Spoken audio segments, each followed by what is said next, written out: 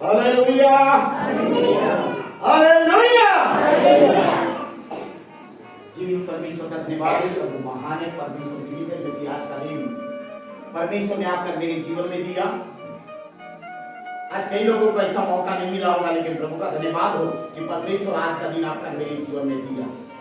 और आज हम सबों को मालूम है कि आज आप और मैं ये उपवास प्रार्थना की सभा में यहाँ पर इकट्ठा हुए हैं। Hallelujah, hallelujah. और उपवास प्रार्थना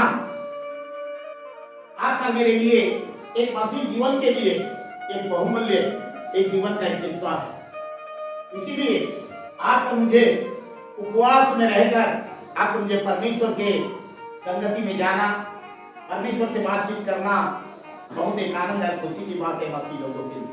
हालेलुया, हालेलुया। जब आप में उपवास करते हैं तो वहां पर मैं क्या करते, परमेश्वर के निकट में जाते हैं। ठीक है, जब आप में उपवास करते हैं तो वहां पर मैं क्या करते, परमेश्वर के निकट जाते हैं, मतलब नजदीक जाते हैं।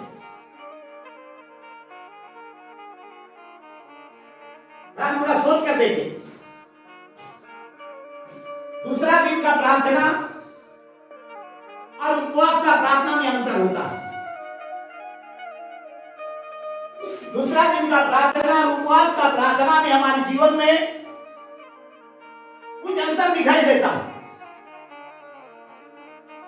जब आप उपवास करते हैं तो परमेश्वर के निकट में जाते हैं। वचन में लिखा हुआ है परमेश्वर के निकट आओ। क्या लिखा हुआ है? परमेश्वर के निकट आओ। तो परमेश्वर के निकट में जाना कितने लोग को अच्छा लगता है पता नहीं। परमेश्वर के निकट में आप और मैं कब जा पाते हैं? अच्छी रीति से, एकदम नजदीक में जब आप और मैं जाते हैं कब जा पाते हैं? जब आप और मैं उपवास के साथ सारी चीजों को छोड़कर, सारे चीजों को छोड़कर, सारे बातों को छोड़कर जब आप और मैं परमेश्वर के नजदीक जाते हैं, जब आप और मैं परमेश्वर के सामने बैठते हैं तो परमेश्वर भी क्या करता है? वो वायदा करता है, परमेश्वर तुम मेरे निकट आओ तो मैं भी क्या करूंगा तुम्हारे निकट। लेकिन ऐसा मौका मिलता है कहां हम लोगों को बताइए? ऐसा मौका तो मुझे मिलता ही नहीं है। परमेश्वर के निकट में जाने का मौका मिलता ही नहीं है, क्योंकि यहां पर मैं दिन और रात व्यस्त रहते हैं। दिन और रात आप पर मैं संसार की चीजों में, संसार के बातों में, दुनिया की चीजों में आप पर में इतना व्यस्त हो जाते हैं, इतना व्यस्त हो जाते हैं कि आपको मुझे परमेश्वर के निकट में जाने का समय नहीं मिल पाता।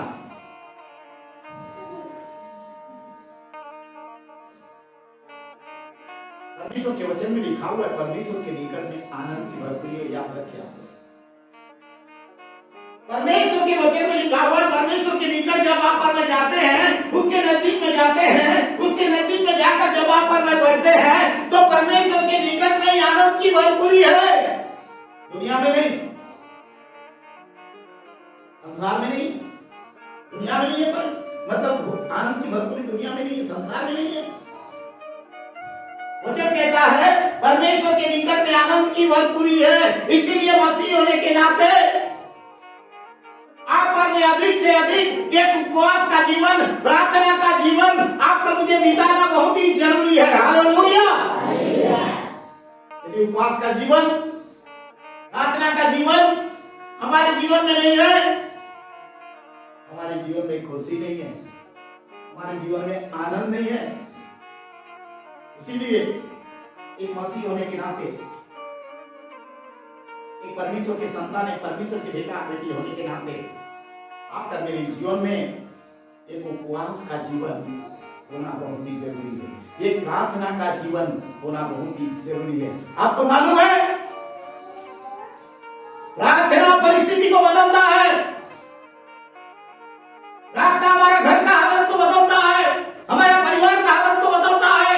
बड़े बड़े समस्या प्रार्थना के द्वारा दूर हो जाता है। परमेश्वर के वचन में लिखा हुआ है। हम देखते हैं वचन में प्रभु के दास लोग, जब भी हम देखते बाइबल में हम पढ़ते हैं, बड़े बड़े परिस्थिति ये प्रार्थना के द्वारा मतलब दूर हो गया। लोगों के जीवन में जब संकट आ रहा था, समस्या आ रहा था, परेशानी आ रहा था, तकलीफ आ रहा था, उपवास के साथ, धर्म के उपवास के साथ जाते थे परमेश्वर के सामने, घुटना टेक कर 3 दिन 3 रात 7 दिन 21 दिन 40 दिन लोग परमेश्वर के सामने जाकर बैठ रहे थे। लेकिन हमको उपवास करने के लिए डर लगता है, उपवास करने के लिए हमको डर लगता है कहीं मैं भूख में तो मर ना जाऊं। मैं भूख को मतलब कैसे संभाल पाऊंगा या पाऊंगी ऐसा लगता है ना, मैं रह नहीं पाऊंगा या नहीं पाऊंगी ऐसा लगता है हमको। 1 दिन का रह नहीं पाऊंगा, 2 दिन का रह नहीं पाऊंगा, 3 दिन का रह नहीं पाऊंगा, बड़ा मुश्किल है मेरे शरीर के लिए, मेरा बड़ा मुश्किल है ऐसा लगता है हमको। लेकिन रहने जरूर होगा। बोलो उद्धारकर्ता प्रभु यीशु मसीह की, क्योंकि वचन में लिखा हुआ है जब आप उपवास में रहते हैं, चाहे 3 दिन का हो, चाहे 6 दिन का हो, चाहे 7 दिन का हो, चाहे 40 दिन का हो, जब आप उपवास रहते हैं, परमेश्वर के वचन में लिखा हुआ है मनुष्य केवल रोटी ही से जीवित नहीं रहता, परंतु परमेश्वर का मुख से निकला हुआ हर एक वचन से क्या रहता है, वो जीवित।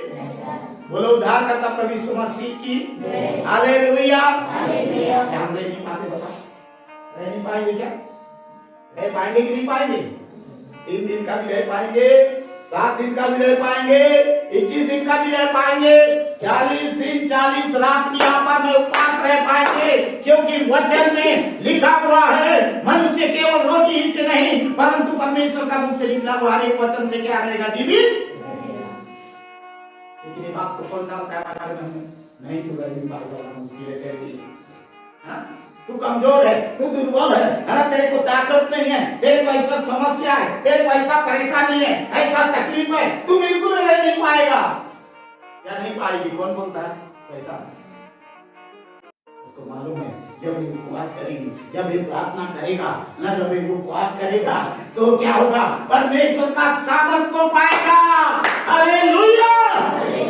जब आप उपवास करते हैं, जब आप प्रार्थना करते हैं तो परमेश्वर का सामर्थ आपके मेरे जीवन में होता है। इसलिए उपवास करने के लिए आपको मुझे डरने का जरूरत नहीं, उपवास करने के लिए आपको मुझे घबराने का जरूरत नहीं है। आपको मुझे हमारा परमेश्वर कुछ भी होने नहीं देगा। हालेलुया। वो प्रभु कहता है मत डर क्योंकि मैं तेरे साथ हूं।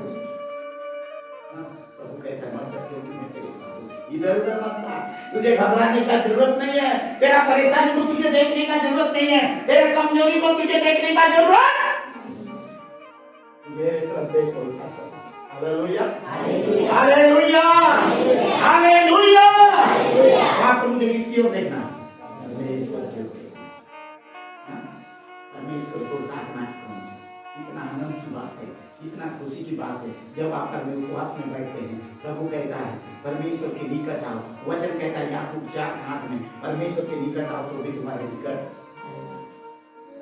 कितना खुशी की बात है जब आप परमेश्वर के निकट में जाते हैं ना, और वचन कहता है परमेश्वर के निकट में क्या है, आनंद की।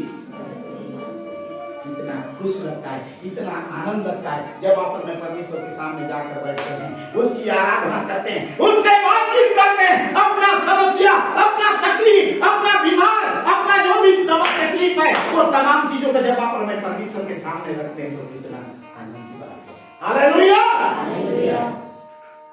वो बोलता है तू कुछ भी नहीं छोड़ना, तू हर एक बातों को तेरे जीवन में जितना भी समस्या है, तेरे जीवन में जितना भी परेशानी है, तेरे जीवन में जितना भी तकलीफ है, उन तमाम बातों को मेरे सामने लाकर रख दे। वचन कहता है तू अपनी सारी चिंता मुझ पर, क्योंकि मुझको तुम्हारा, लेकिन हमको भरोसा नहीं, हमको क्या भरोसा नहीं होता, इसलिए अपन में दुनिया में ढूंढते हैं अपना हल को, अपना समस्या का हल को, अपनी परेशानी का हल को, अपनी तकलीफ का हल को हम संसार में ढूंढने का प्रयास करते हैं, हम दुनिया में ढूंढने का प्रयास करते हैं, लेकिन हमारा सारा समस्या का हल, सारा परेशानी का हल, सारा तकलीफ का हल किसके पास है? परमेश्वर। Hallelujah, hallelujah. बोलो उद्धारकर्ता प्रभु यीशु मसीह की जय। इसलिए आपको मैं क्या करना है, आप अपने परमेश्वर के सामने उन तमाम चिंताओं को लेकर आपको ले जाना है। जब आप पर में उपवास रहते हैं। हालेलुया। दूसरी बात, जब आप पर में उपवास रहते हैं तो सारे लोगों से अलग रहने का प्रयास करें। ठीक है? जिस प्रकार हम रोज रहते हैं लोगों के साथ, जिस प्रकार हम लोगों के साथ ज्यादा हम संगति रखते हैं रोज, जिस प्रकार हम लोगों के साथ उठते हैं, बैठते हैं, चलते हैं, फिरते, ज्यादा बात करते हैं, ऐसा नहीं, परंतु क्या करना है, ये दुनिया के लोगों से, संसार के लोगों से, अपने परिवार के लोगों से हमको क्या होना है, थोड़ा अलग होना पड़ेगा। हालेलुया। दुनिया के लोगों से, अन्य जातियों से अलग होकर हम किसके सामने जाना पड़ेगा? परमेश्वर। हालेलुया। हालेलुया। उपवास के दिन भी वैसी और सारा दिन भी वैसी होने से नहीं होगा, नहीं होगा। परमेश्वर का वचन कहता है हमने क्या करना है, हम सब अन्य जातियों से क्या होना है, अलग हो जाना चाहिए। आप परमेश्वर के सामने जाकर बैठना है। हालेलुया। परमेश्वर के सामने जाकर बैठना है। हमको क्या करना है, अपने कोठरी में जाना है। अपने कोठरी में जाकर हम क्या करना है, द्वार बंद कर देना है। हालेलुया। ताकि कोई भी लोग आपको डिस्टर्ब, ताकि कोई भी लोग हमको डिस्टर्ब नहीं होना है। हम किसके साथ बात कर रहे हैं हमको मालूम होना चाहिए। हालेलुया। ये लोगों का प्रार्थना कैसे रहता है मालूम? इधर हल्ला गुल्ला होते रहेगा, नाचते रहेंगे, गाते रहेंगे, है ना, चिल्लाते रहेंगे, फिर भी वो प्रार्थना करते रहेंगे। ये देखिए हमारा ध्यान किधर जाता है?